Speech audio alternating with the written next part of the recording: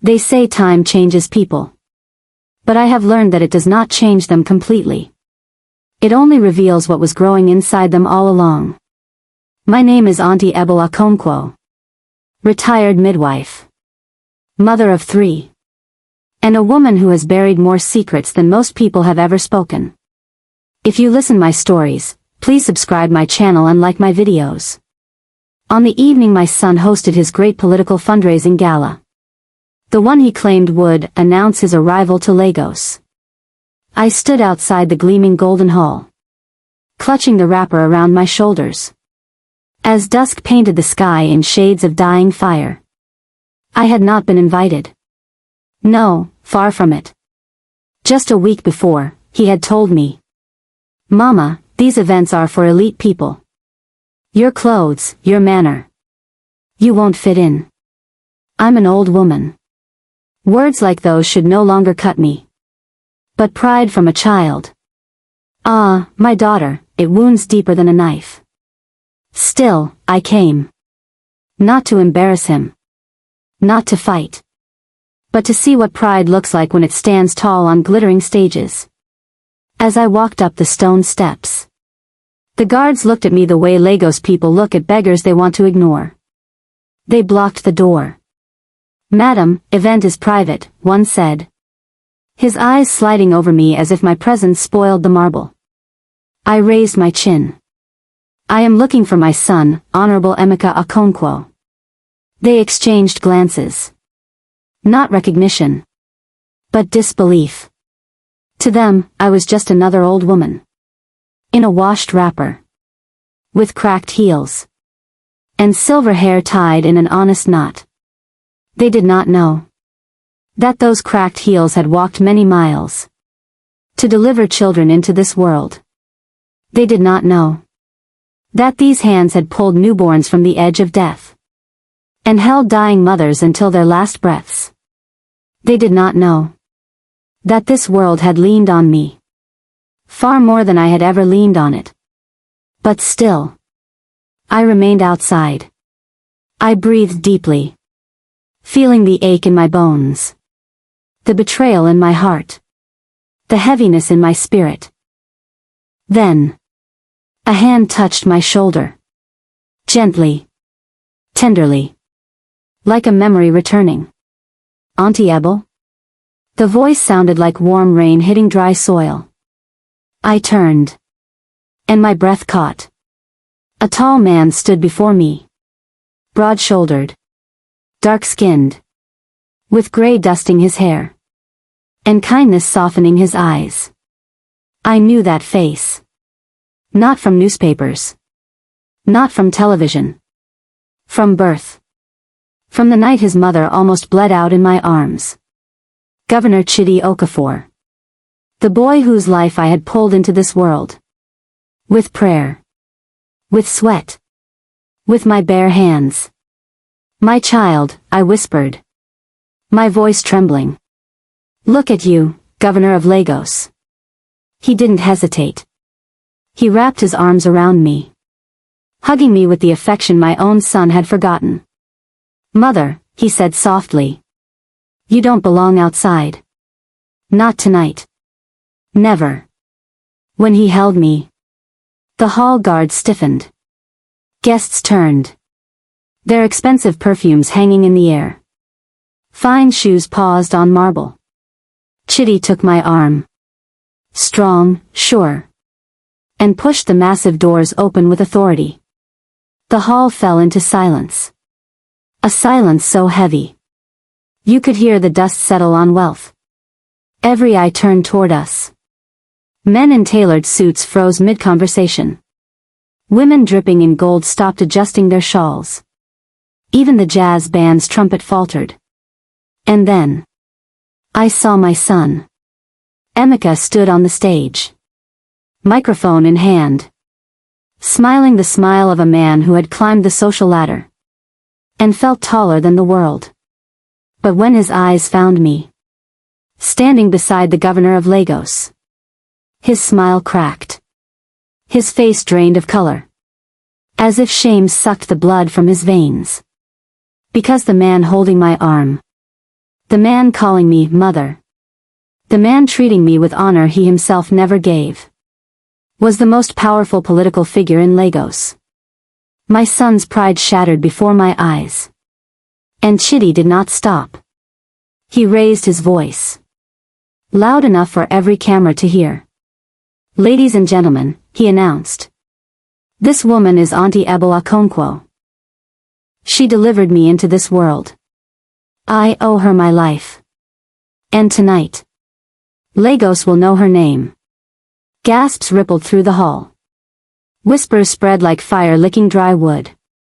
My son staggered a step back. The truth was beginning to rise. The past, which he tried so hard to bury, was walking through the front door with its back straight. And I stood there, 72 years old, with nothing but my dignity and my scars. As the glittering world that rejected me bowed into silence. Because one man remembered who I was, while my own son had forgotten. Silence. Thick, suffocating, almost holy silence filled that golden hall. My heart pounded like an old drum remembering its rhythm. Not because of fear, but because truth had finally found a microphone. Chidi still held my arm. Firm. Respectful. Protective. My son, Emeka, stood frozen on the stage.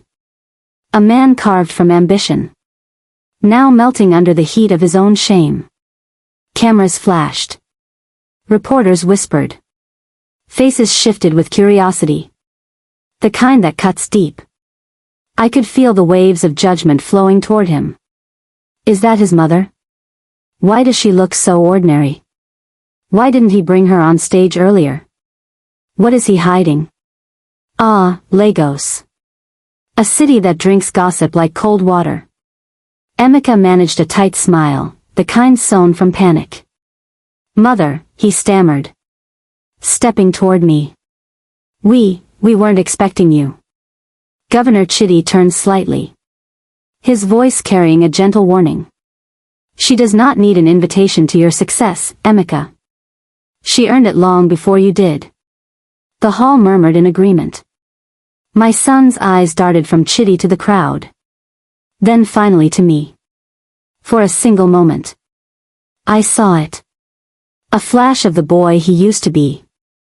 The boy who clung to my wrapper and said, Mama, when I grow up, I'll build you a big house. But that boy had grown into a man who feared that my very existence would stain his political career. He swallowed hard. Mama, can we speak privately? Chidi nodded and squeezed my hand. I'll be right here. As Emeka guided me toward a side corridor. Heads turned. Some eyes were pitying. Some mocking. Some confused. I felt the shame rolling off him like sweat. When the door closed behind us, he exhaled sharply. The breath of a man caught in his own lie. Mama, he hissed. What are you doing here? Ah. There it was. The sting. The slap without hands. I steadied my voice. I came to see my son. He ran a trembling hand over his face. You embarrassed me. I blinked slowly. Your embarrassment stands on two legs. And they are not mine. He groaned, pacing like trapped prey. You don't understand the political world. People here judge everything. The way you walk. Your clothes. Your background. I raised an eyebrow. My background? You mean the one that fed you? Bought your textbooks? And paid your rent when you were struggling? He winced. Mama, I'm not saying you're not important. I'm saying your life doesn't fit the image people expect from a rising leader. There it was. The pride. The ugliest child a heart can give birth to. I stepped closer. And who gave birth to that rising leader? I asked softly. His jaw tightened. That's not the point. It is the only point. But before either of us could continue, A soft knock sounded on the door. Governor Chidi stepped inside. His expression was calm, but his eyes were sharp with something unspoken. "Emeka," he said quietly. "You have a bigger problem than embarrassment." My son stiffened. "What do you mean?" Chidi's gaze locked onto mine, as if preparing me for a storm. "A whistleblower approached me tonight," he said. "Someone who recognized your mother. And recognized something else." Emeka's face paled. "Recognized what?" Chidi's voice dropped. "The financial records for this gala. They don't add up. Funds are missing." Emeka staggered back a step. No, that's not possible." Chidi's voice remained steady. "And the person who brought the evidence? A mother. A woman your mother once helped deliver her child safely. She came because she trusts her. Not you." I felt the room tilt. Emeka clutched the edge of a table, his breath ragged. "Mama," he whispered. "They're trying to ruin me." I placed a hand on his trembling arm. "Sometimes," I said gently, "ruin comes to those who ruin themselves." His eyes filled with fear. "Chidi," he whispered. Please tell me this can be fixed." Chidi sighed and looked at me again. "Aunty Ebele, I think your son needs your truth now. More than your comfort." I straightened my back. Age had bent me, but life had never broken me. "Emeka," I said softly, "there is something I must tell you. Something I have kept for over 30 years. He stared at me, shaking. "What truth?" I inhaled slowly, letting the weight return to my chest. "Your father did not abandon us," I whispered. "He was driven away by the same hands working against you now." Silence crashed into the room. Chidi froze. Emeka's eyes widened with disbelief. The truth, like a long-buried drum, began beating again. "Your father," I continued, "knew too much. And now, those secrets have come for you." Emeka covered his mouth, his voice breaking.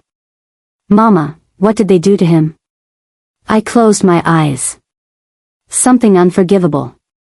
Emeka sank to the floor, shaking like a child. Chidi knelt beside him. "A storm is coming," he said. "And it begins with your mother's story." The truth had begun to rise, and there was no stopping it now. When Emeka sank to the floor, head buried in trembling hands, I felt the weight of 40 years press on my chest. Some truths grow heavy when carried too long. Others grow sharp. Mine had become both. Chidi closed the door quietly, as if the world outside should not hear what was about to be reborn inside this room. I took a slow breath. My bones creaked as I lowered myself beside my son. For a long moment, we said nothing. The silence was not empty. It was full, heavy, pregnant with a story long overdue. Finally, he lifted his face.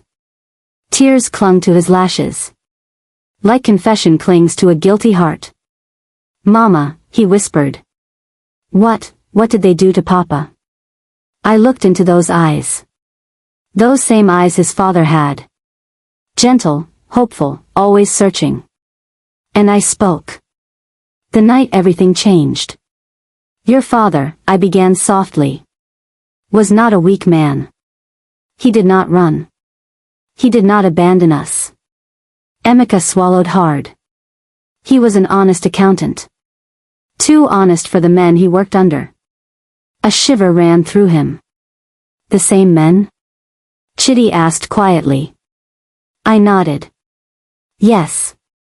The same family. The same structure. The same system that benefits from your silence, Emeka." My son clenched his jaw. I continued. "When your father discovered the first batch of stolen welfare funds, money meant for maternal clinics, for midwives like me, For children born into poverty. He refused to sign the cover-up documents. Emeka's face twisted. Papa tried to report it? I nodded. He went to his supervisor. The next day, a black SUV followed him home. Chidi stiffened. Those vehicles have been in the political circle for decades, he whispered. I've seen them in old logs. I continued, my voice trembling. Your father came home that night shaking. Holding you in his arms. Kissing your forehead like he wanted to memorize you. He told me, Ebele, I will never let them touch this child. 3 days later, he disappeared. Emeka closed his eyes. As if hoping darkness would change the truth. I leaned closer. They told me he'd run away. That he took money. That he was unfaithful. And because we were poor. Because we had no power. My voice was smoke in the wind. Chidi stared at me, horrified. Auntie, why didn't you come to my family? I let out a bitter laugh. Child, at that time your father was just a worker in a local ministry. Your family had no influence. And your mother. I paused, tears rising. I thought I had failed her the day she gave birth. I could not bring another burden to her door. Chidi bowed his head in grief. I continued. After your father vanished. Rumors spread. Friends avoided us. Bills piled up. Markets whispered. Church women pitied me. I swallowed. They pushed a story onto my tongue. That he had abandoned me. To survive. I let them. Emeka shook his head violently. No. No, Mama. Papa wouldn't leave you. He loved you. I cupped his cheek gently. I know. But the world believes the loudest voices, not the true ones. I placed my wrinkled hand over his heart. And you, my son. You have been living on a lie built by the same hands that destroyed him. His breath came out ragged. Why didn't you tell me sooner? Because you were too young. You needed to build a life before hearing the weight of another man's sins. Emeka looked up at me. Fear replaced by something fiercer. Resolve.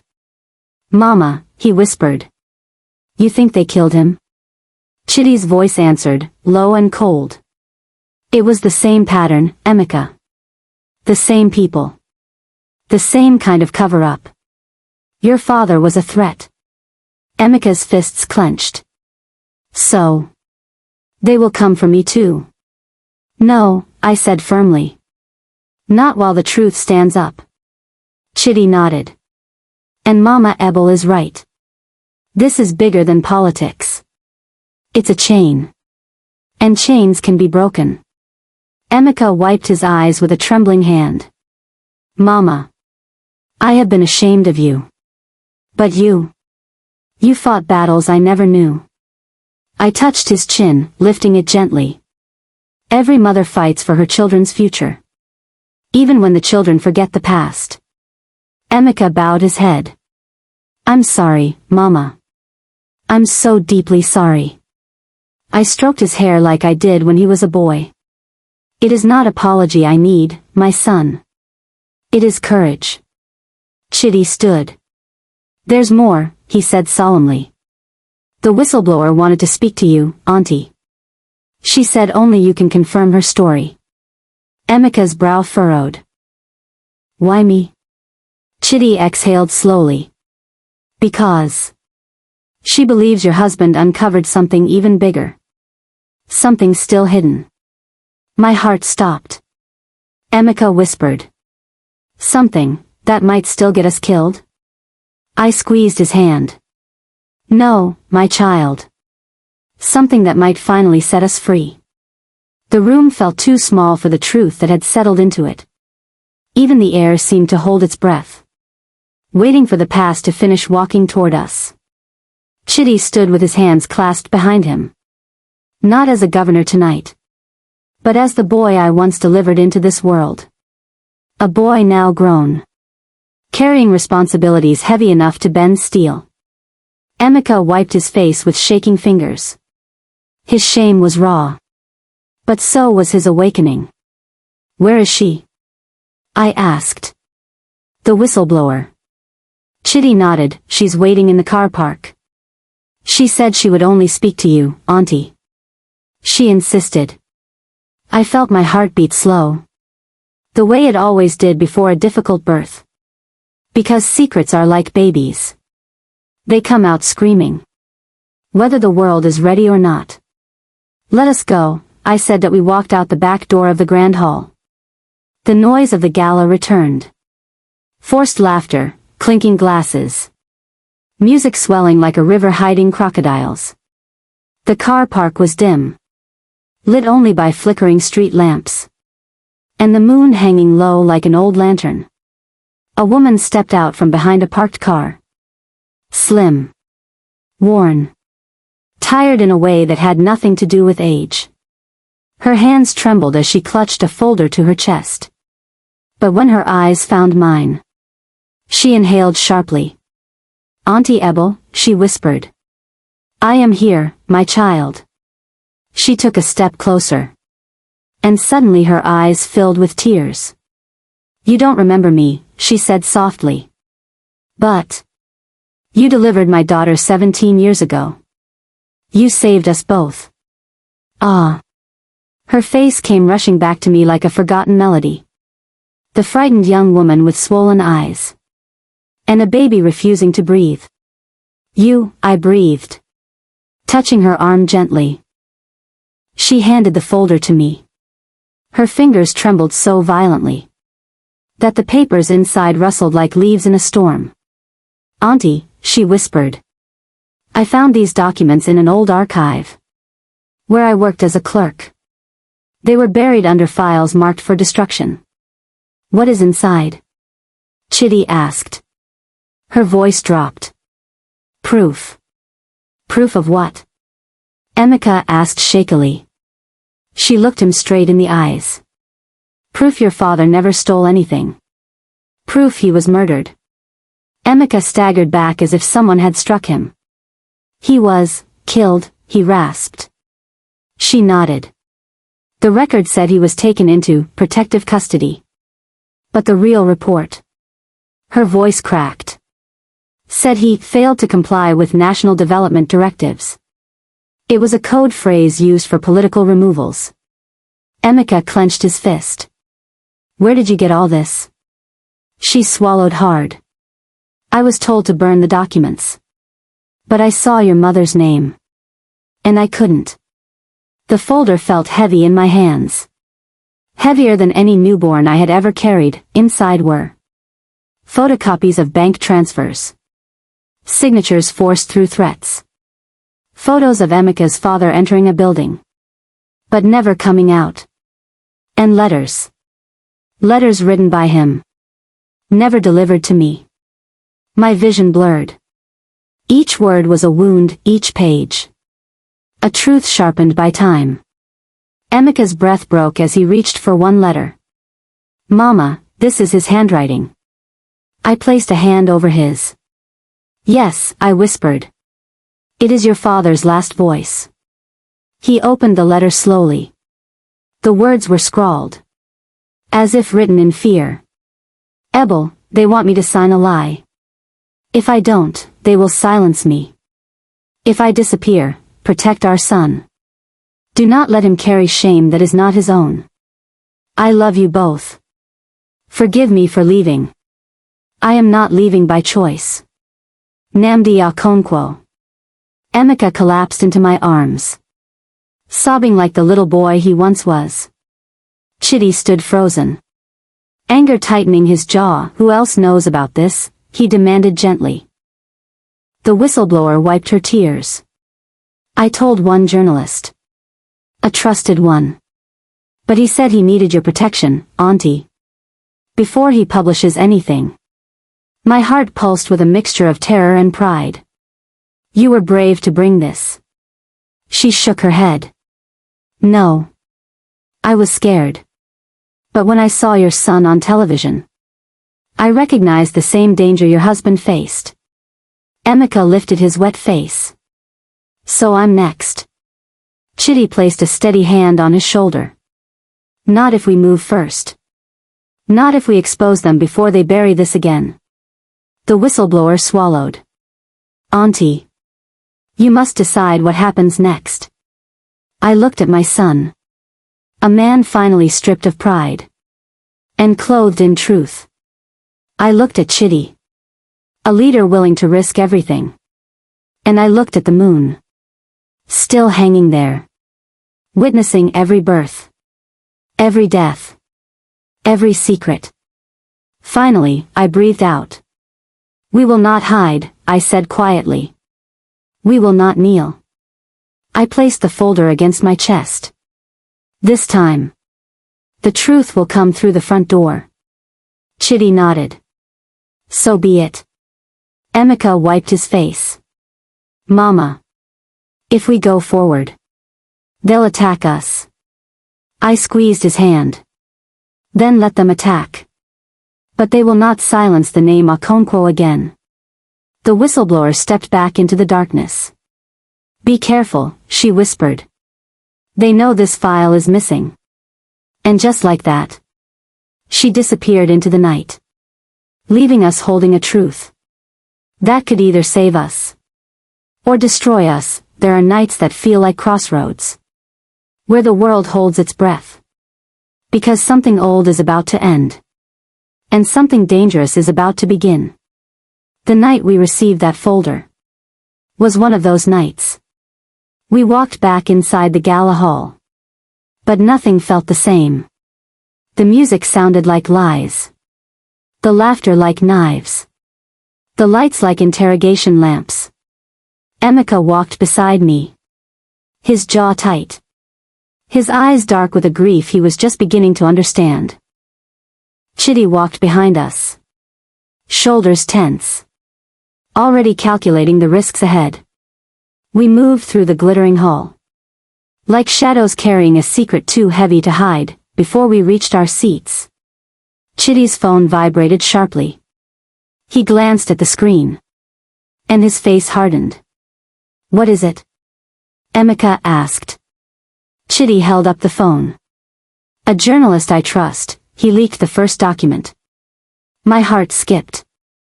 On the phone screen was a breaking news alert. Leaked archives. New evidence suggests past political cover-up. In the disappearance of civil servant Nnamdi Okonkwo. Emeka froze. It's already public? Chidi nodded. Yes. And now there is no turning back. Around us, whispers began. Soft at first. But spreading like the rustle of dry leaves about to burn. People stared at Emeka. Some with curiosity.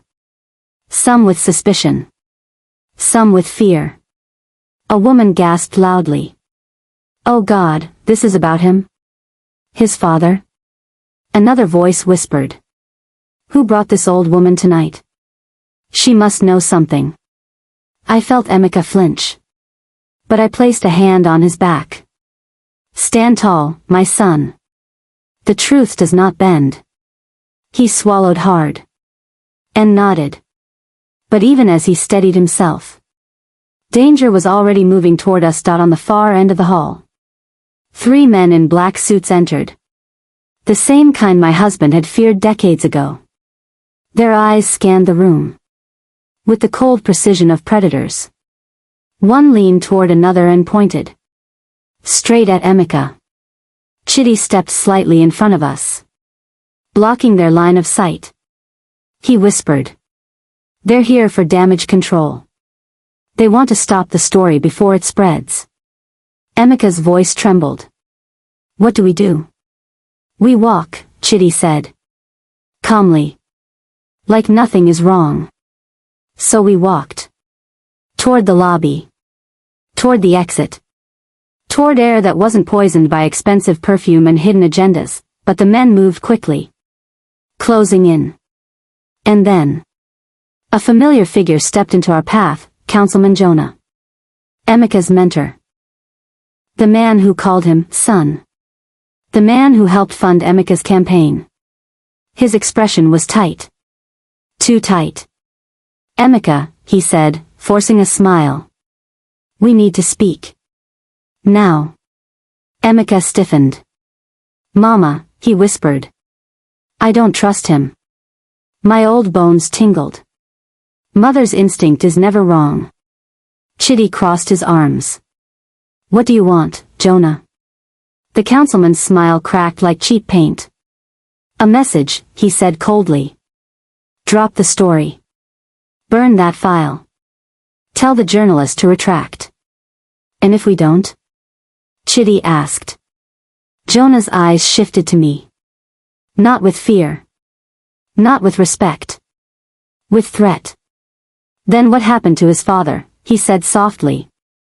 Will happen again. Emeka lunged, but I grabbed his arm.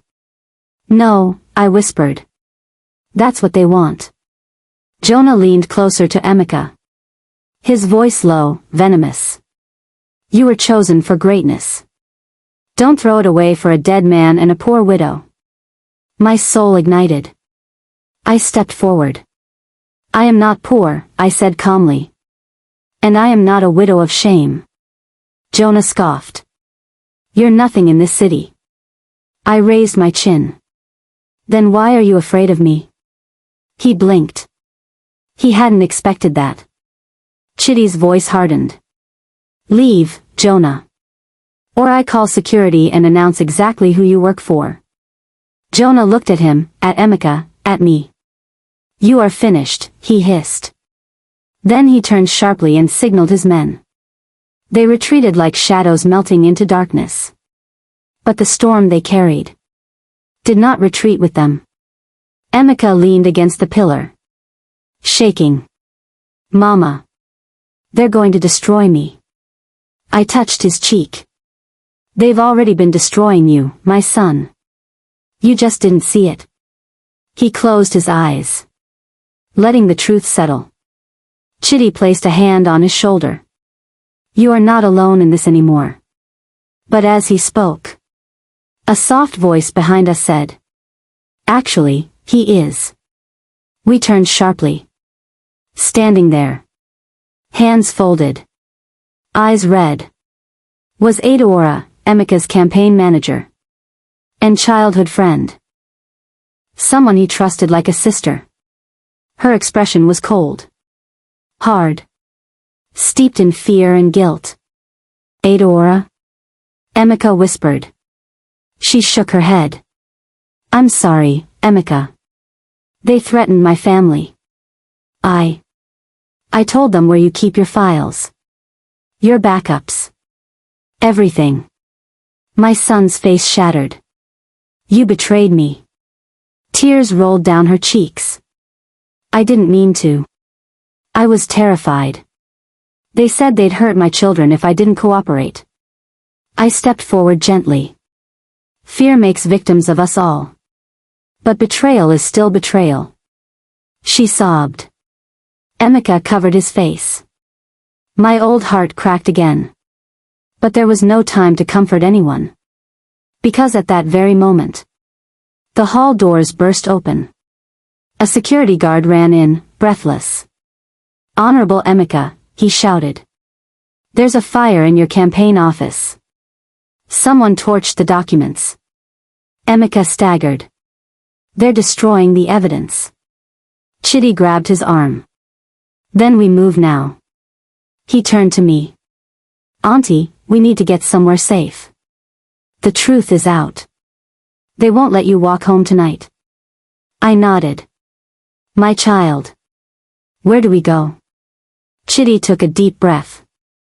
We go to the only place they won't expect. Emeka looked at him sharply. Where?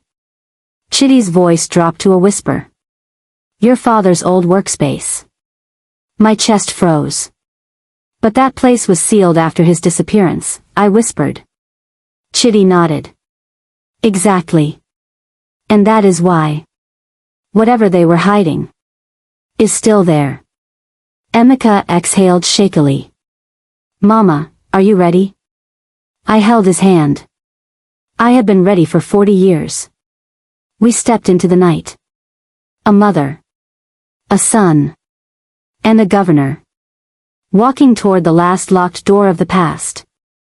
The truth was no longer rising. It was roaring.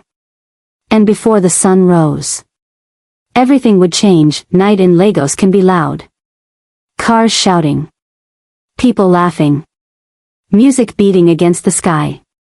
But the road to my late husband's old office was quiet. Unnaturally quiet. Chidi drove in silence. Emeka sat beside him, hands shaking, eyes swollen. I sat at the back, holding the folder against my chest. Like a newborn in danger. The city lights blurred past us. Yellow and blue. Like restless spirits. And when we finally reached the old ministry building, my breath caught. It looked abandoned. Like truth often does. Dusty, ignored. Forgotten on purpose. The gate was locked. The windows dark. But Chidi stepped forward. With authority only a governor could wield. He spoke to the guard. Open it. This building is under emergency investigation. The guard hesitated. Until Chidi revealed his identity. Then he stepped aside, trembling. We entered. The corridor smelled of mold and old paper. The lights flickered like dying candle flames. We walked down to the end. To a door I recognized instantly. Accountability Unit, Officer Nnamdi Okonkwo. My knees shook. Emeka reached out. And touched the doorknob his father once held daily. Mama. All this time. He worked here alone. Fighting a battle none of us knew. I placed my hand on top of his. He was not alone, I whispered. He carried us with him. Chidi unlocked the door. The room inside was dusty. Papers scattered. Drawers half open. A crime scene frozen in time. But there was something else. A metal cabinet. Pushed awkwardly against the wall. As if someone had once tried to hide it. Chidi moved it aside. And a small trapdoor revealed itself. My breath caught. Emeka knelt and opened it. Inside was a wooden box. Wrapped in cloth. My hands shook as I lifted it. I knew this cloth. I had sewn it myself. The year Nnamdi and I married. Chidi leaned in.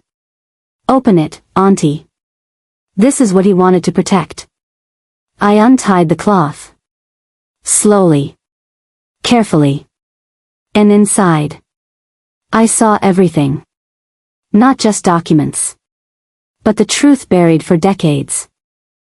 Handwritten ledgers showing stolen maternal health care funds. Secret transfers to top officials. Photographs of meetings in hidden locations. A list of names, politicians who had orchestrated the cover-up. A statement of confession written by Nnamdi himself. Emeka gasped. This is enough to blow up half the state. Chidi exhaled. It's more than that. It's enough to bring justice. But as the weight of it settled, the sound of footsteps echoed in the hallway. Heavy. Fast. Dangerous. Chidi's face hardened. They found us. Emeka stood up, fists clenched. Mama, we have to run. I shook my head. No more running. Not today. The footsteps grew closer. Shadows moved under the door. Then. A loud pounding. Open the door. It was Jonah. And he wasn't alone. Chidi reached for his phone. I'm calling the commissioner. But before he could dial, a voice came from behind the door. If you walk out with that box, none of you will make it home. Emeka swallowed hard. Chidi tightened his grip on the box. I stepped forward. And placed my hand over his. No, I said softly. I will take it. They stared at me. Mama. Let them try to harm an old woman in front of the world, I said. It will be the last thing they ever do. I opened the door myself. Jonah and his men jumped back. He wasn't expecting an old woman. Not courage. Not defiance. Not me. He sneered. Give us the box. I lifted my chin. No. He stepped closer. You will lose everything. I smiled. I have already lost everything worth losing. Before he could react, a dozen flashbulbs fired. Journalists. Everywhere. Chidi stepped out behind me. Councilman Jonah, he announced loudly. This woman is Aunty Ebele Okonkwo. And she is holding evidence of political corruption. Spanning 30 years. Jonah froze. We are live. One journalist shouted. On phones. On TVs. On the world. Jonah's threats shriveled like leaves in fire. He tried to flee. But police sirens wailed outside. They had surrounded the building. Emeka watched, stunned. Mama. You walked straight into the fire. I squeezed his hand. No, my child. I walked out of the shadows. Jonah and his men were arrested. The whole state erupted. The truth swept through Lagos. Like harmattan wind clearing dust from rooftops. The public apology. 2 days later. Emeka stood before the press. He looked thin. Tired. But finally honest. My name is Emeka Okonkwo, he said. And today, I stand not as a candidate, but as a son who forgot his roots. He turned to me. His voice breaking. This woman, my mother, was hidden because I believed lies about shame. I let pride blind me. But she is the strongest part of me. The hall erupted. People cried. Some applauded. Some wiped their eyes. He continued. She carried truth for decades. And now, I will carry it with her. For the first time, I saw my son not as the boy I raised, or the man who hurt me, but as the man he was becoming. A man worthy of his father's name. A week later, the governor's office invited me to a ceremony. All Lagos must hear your story. Chidi told me. He handed me a certificate. Aunty Ebele Okonkwo, Senior Advisor for Women's Health and Community Birth Practices. My hands shook. I had gone my whole life being ignored, underestimated, hidden. And now, I was being honored. Not for wealth. Not for power. For who I already was. The sunset returned. On the evening the scandal settled. I stood on my small veranda, watching the sun melt into gold. Chidi visited. Emeka visited. My daughters visited. We sat together. Not as a broken family, but as a healed one. Emeka leaned close. Mama. What do we do now? I smiled softly. We live, I whispered. And we walk proudly through the front door. The sunset glowed orange and warm behind us. A reminder that even endings can arrive with beauty. I closed my eyes and breathed in peace. For the first time in decades, my heart felt light. Because I had returned. Not as a shadow. Not as a shame. But as a woman who carried truth. Survived betrayal. And reclaimed her name. Aunty Ebele Okonkwo. The woman who returned at sunset.